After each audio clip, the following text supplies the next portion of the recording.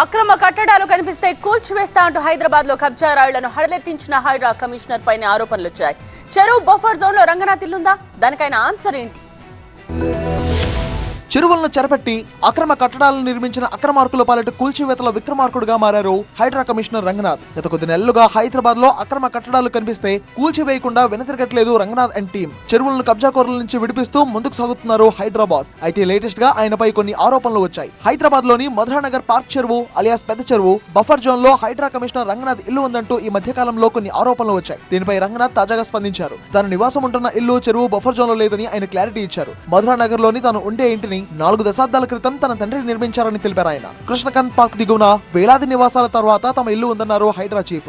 చెరువు కట్టకు దిగువన 10 మీటర్లు దాటిన తర్వాతే ఉండే నివాసాలు ఇరిగేషన్ నిబంధనల మేరకు బఫర్ జోన్ పరిధిలోకి రావని ఆయన స్పష్టం చేశారు. అయినా తమ ఇల్లు చెరువు కట్టకు దాదాపు కిలోమీటర్ దూరంలో ఉందని హైడ్రా కమిషనర్ తెలిపారు. ప్రజలను తప్పుదోవ పట్టించేందుకే కొందరు ఇలాంటి ఫేక్ ప్రచారాలు చేస్తున్నారని, ఆ ఆరోపణలు తాను తీవ్రంగా ఖండిస్తున్నట్టు హైడ్రా బాస్ తెలిపారు. ఒకప్పటి పెద్ద చెరువును 2.5 దశాబ్దాల క్రితం కృష్ణకాంత్ పార్క్ చెరువుగా మార్చారు. తెలంగాణ సంస్కృతి ప్రకారం చెరువు కట్ట మీద లేదా కట్టను ఆనుకొని కట్ట మైసమ్మ ఆలయాలు నిర్మిస్తారు.